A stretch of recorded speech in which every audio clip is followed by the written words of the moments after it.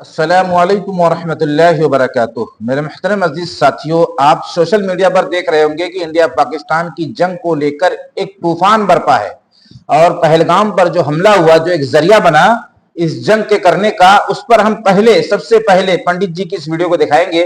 उसके बाद दो वीडियो और हम दिखाने की कोशिश करेंगे। इस पंडित जी की वीडियो दिखाने के बाद आपको एहसास होगा और उस पर भी हम छोटा सा रिएक्शन देंगे। उसके बाद उस मौलाना साहब की वीडियो दिखाएंगे जो बॉर्डर पर जाने के लिए बेताब है और बॉर्डर पर जाने के लिए बेताब हैं और ये कहते हुए कि मैं बॉर्डर पर जाना चाहता हूं, उनसे हो गई एक बड़ी गलती जिस पर हम रिएक्शन देने की कोशिश करेंगे। उसके बाद मेरे दोस्तों, बताने की जरूरत नहीं है, ये वो हस्ती है जिसका हम बयान सुनवाने वाले हैं। सिर्फ आंखों की हिफाजत से जंग जीती गई, सिर्फ आंखों की हिफाजत करने से, आंखों को नीचा कर देने की वजह से एक बड़ी जंग जीत गए। ऐसा वाकया जो आपके दिल को दहला देगा मेरे मोहतरम अजीजों।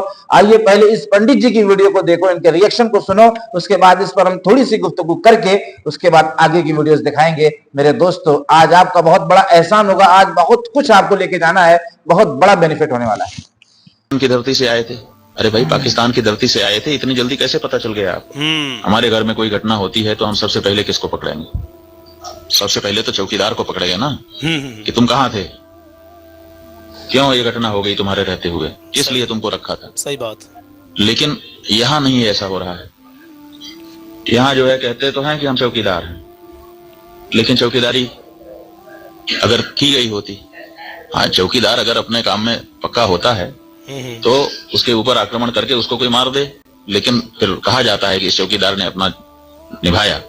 यहाँ तो कुछ पता ही नहीं है, कोई लड़ा ही नहीं उनसे, किसी ने उनको रोकने की कोशिश ही कहीं नहीं की। वो आए, घटना की, आराम से चले गए, कहीं पर उनको कोई बाधा नहीं है। कहाँ है चौकीदार? और चौकीदार के बारे में चर्चा ही नहीं हो रही है। अब कह रहे हैं हम उनको सबक सिखा देंगे, हम ये कर देंगे, हम वो कर देंगे। पाकिस्तान की धरती से आए थे।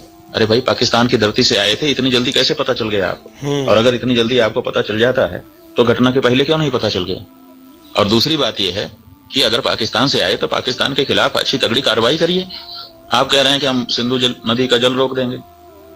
आपके पास जल को रोकने या उसको डाइवर्ट करके अपने ही यहाँ, अपने ही देश में रख लेने का कोई उपाय ही नहीं। हमने विशेषज्ञों से पूछा कि अगर हम सिंधु नदी का जल पाकिस्तान में जाने से रोकना चाहते हैं तो हमारे पास क्या व्यवस्था है? उन्होंने कहा हमारे पास कोई व्यवस्था नहीं है। अगर हम आज से शुरू करें कि ऐसी व्यवस्था हम बना लें तो पैसा अजीजों, ये पंडित जी का कहना है कि ये जांच का विषय है, इसकी जांच होनी चाहिए थी। बॉर्डर पर सेना जब मौजूद थी तो ये लोग कैसे दाखिल हो गए? मैं इनको ये बताना चाहता हूं कि अब ये वो वक्त नहीं है, बल्कि अब वक्त ये है कि अब क्या करना है, इस पर जो रोशनी डालना चाहिए, इस पर रिएक्शन देना चाहिए कि वो घुसकर मार गए तो उसका बदला लेना भी जरूरी था। और भारत ने जो हमला किया है वो आतंकियों पर किया है, बहुत बड़ी हिकमत का इस्तेमाल किया है। लेकिन अब जंग धीरे धीरे आवाम की तरफ बढ़ती हुई नजर आ रही है मेरे मोहतरम अजीजों। इसके लिए अच्छी राय, अच्छा कमेंट करने की कोशिश करने की अब हमें करना क्या है। अब मैं आता हूं उन मौलाना साहब की उस वीडियो की तरफ जो बॉर्डर पर जाने के लिए तैयार है, उनसे हो गई एक बड़ी गलती। आइए इस वीडियो को देखिए। कोई आ गए, अगर आ भी गया तो कसूर हमारा नहीं अंकल, तुम्हारे बॉर्डर में खड़े हुए जवानों का। अगर थक गए हैं तो मोहब्बत से बुलाकर 4 महीने 4 साल की छुट्टी दे दो, किसी को बॉर्डर में न खड़ाओ। हम उलमा को, मदरसे वालों को खड़ा दो, उसके बाद मुल्क की ऐसी हिफाजत करेंगे, जिब्राइल भी पाकिस्तान जाकर आए तो आने नहीं देंगे। मेरे मोहतरम अजीजों, इनसे एक बड़ी गलती इसमें यह हुई है, बॉर्डर पर जाना, मुकाबला करना दुश्मन का, ये तो बहुत अच्छी बात है, ये तो इस्लाम है। देश का साथ देना, देश वतन का साथ देना, ये तो इस्लाम है, जाहिर सी बात है। लेकिन ये गलती इनसे एक बहुत बड़ी हुई है कि जिब्राइल अलैहिस्सलाम भी अगर आ जाएं तो वो भी वापस जाएंगे, जबकि जिब्राइल अलैहिस्सलाम की जो मिसाल इन्होंने दी बिल्कुल गलत है। इसलिए कि जिब्राइल अलैहिस्सलाम अल्लाह के हुक्मों के मोहताज हैं। अगर हुक्म हो जाए पूरी दुनिया को तबाह करने का तो जिब्राइल अलैहिस्सलाम अकेले काफी हैं, और इंसान क्या, सारी दुनिया की मखलूक मिलकर भी उनका मुकाबला नहीं कर सकती। एक बड़ी गलती यहां इनसे हुई है, इसलिए कि परवरदिगार के हुक्मों को नहीं छेड़ा जाएगा, उसकी मंशा को नहीं छेड़ा, उसकी ताकत और रुबूबियत को नहीं छेड़ा जाएगा। इसलिए कि फरिश्ते उनके हुक्मों के मोहताज होते हैं, वो चुपचाप खड़े रहते हैं, चुपचाप हुक्मों का इंतजार करते हैं। उनकी ताकत नहीं है कि अपनी मर्जी से वो कोई काम कर दे। जैसे हमको इख्तियार हासिल है, वैसे फरिश्तों को इख्तियार हासिल नहीं है। हाँ, वो तो अल्लाह के हुक्मों के मोहताज हैं, जाना है कि नहीं जाना, अपनी मर्जी से वो कोई काम नहीं करते। याद रखना मौलाना साहब, आपका हौसला तो बहुत अच्छा था, लेकिन एक बड़ी गलती होगी कि जी भाई इस सलाम के पास कितने पर हैं आपको खूब मालूम होगा। बनी इसराइल की बस्ती को जो है एक उंगली से उठाकर लेके आसमान की तरफ गए थे, और अगर एक पर फैला दे तो मशरिक से मगरिब ढक जाए। ये सारी बातें आप जानते होंगे, लेकिन आप जोश में इतना बड़ा जुमला कह गए। अब मैं आता हूं वो हस्ती की तरफ जो हस्ती किसी पहचान के मोहताज नहीं है, और इतनी बड़ी इबरत इस वाकये से आपको हासिल होगी, इतनी बड़ी इबरत आज हासिल होगी कि मैं खुद हैरान हूं इस वाकये को सुनकर कि सिर्फ निगाहों की हिफाजत से जंग जीती गई।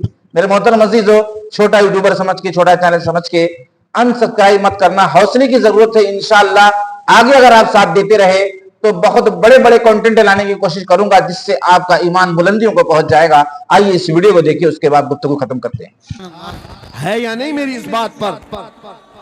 सुनो, खालिद बिन वलीद जब किले का मुहासरा कर चुके हैं, ईसाई पादरी ने अपने सारे साथियों से कहा हम इनको 3 दिन का टाइम देते हैं कि हम इनको सुलह करने की बात करेंगे, लेकिन मेरी एक शर्त होगी, या अपने नौजवान साथियों को लेकर बाजार से गुजरते हुए आ जाए, अगर सही सलामत इनके सारे फौजी आ गए हम किले की चाबियां दे देंगे। सारे ईसाइयों ने पूछा क्या करना, क्या चाहते हो? उस पादरी ने कहा मुल्क की मशहूर खूबसूरत लड़कियों को और जरो जवाहरात को मैं रास्ते पर बिछा दूंगा, नंगी लड़कियों को खड़ा कर रखूंगा।